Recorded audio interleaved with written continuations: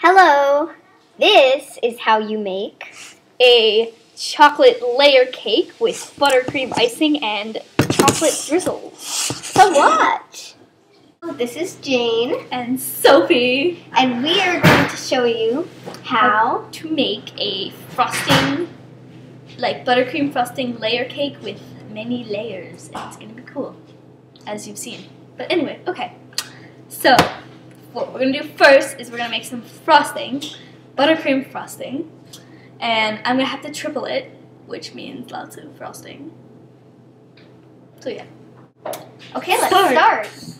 Make sure you wash your hands before you start. The recipe calls for 5 tablespoons of butter, 8 ounces of cream cheese, 1 tablespoon of sour cream, and 1 1¼ cups of sugar, confectioner sugar. And we are going to be tripling the recipe, which means 3 times as much. Yeah, obviously. So we have now 15 tablespoons of butter, 3 of these packages, and 3 tablespoons cream cheese, and a heck of a lot of sugar. So, yay! Okay, let's start. First, Jane is going to add in the cream cheeses, which there's a lot of. So go on, start adding cream cheese into the standing mixer. We have added the 24 ounces of cream cheese into the standing mixer. We're going to turn it on. And so the next what we're going to do is add the butter, 15 tablespoons. The butter should be at room temperature, and add the tablespoons of sour cream. So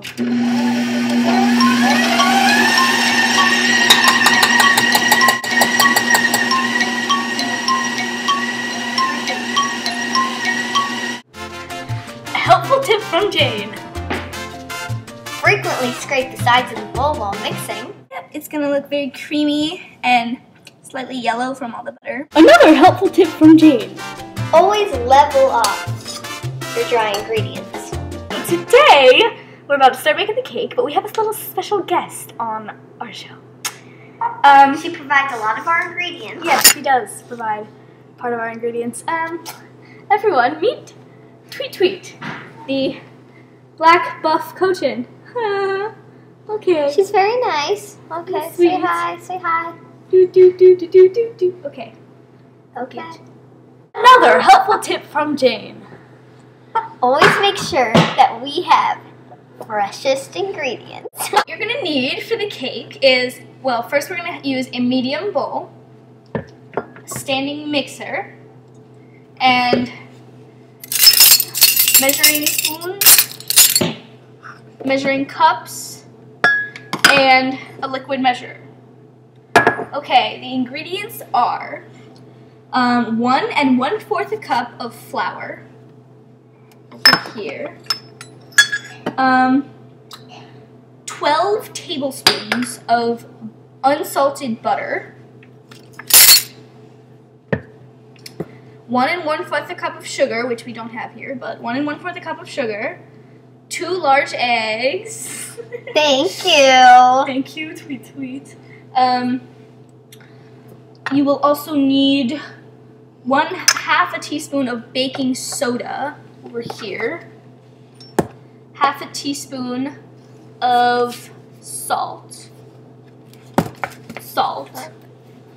1/2 cup of non-alkalized cocoa powder. Any cocoa powder works, like Hershey's or whatever. 2 teaspoons of instant espresso or coffee powder. I'm using coffee powder. And 1 cup plus 2 tablespoons of milk and 2 teaspoons of vanilla extract. Okay, so we are going to be adding in 12 tablespoons of butter to our standing mixer, turning it on medium-high, and letting it become whipped and creamy. After you've mixed the butter for about 30 seconds till it's light and whipped, then you're going to start sprinkling in the 1 1/4 cup of sugar into the bowl as it mixes.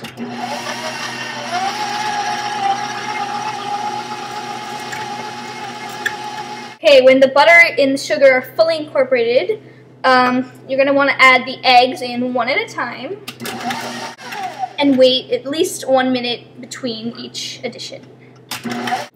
1 minute later.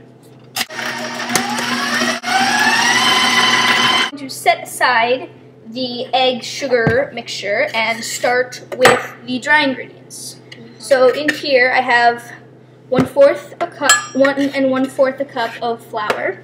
We're going to add in all the rest of the dry ingredients, that is salt, baking soda, cocoa, and espresso powder. It should be like this color.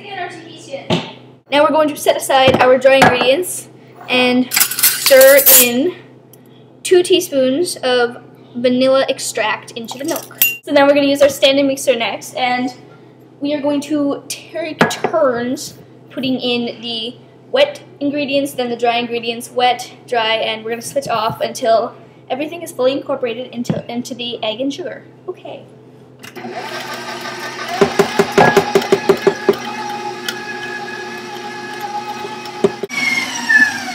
Now your batter is done. Another helpful tip from Jamie. Always make sure that you grease and flour your pans before adding the batter. So first, you'll want to put, but I've found that greasing the pan, then flouring it, shaking it around, and taking out the excess flour works better than just normal Pam no-stick cooking spread. You have a nicely floured pan. So with our greased and floured pans, we're going to gently, no wait, don't do that. Wait, don't do too much at a time though, do like a teeny tiny. Okay, put some in at a time. Now that the cakes are out of the oven, you're going to want to cut them in half to make more layers. And I've done the first over here, and right now I'm doing the second, and it's really very easy. You just have to make sure that the knife doesn't slip and it always stays in the center. Frosting the cake. And that is how you make A beautiful chocolate layered cake with buttercream icing. recipe in the description box. Look below.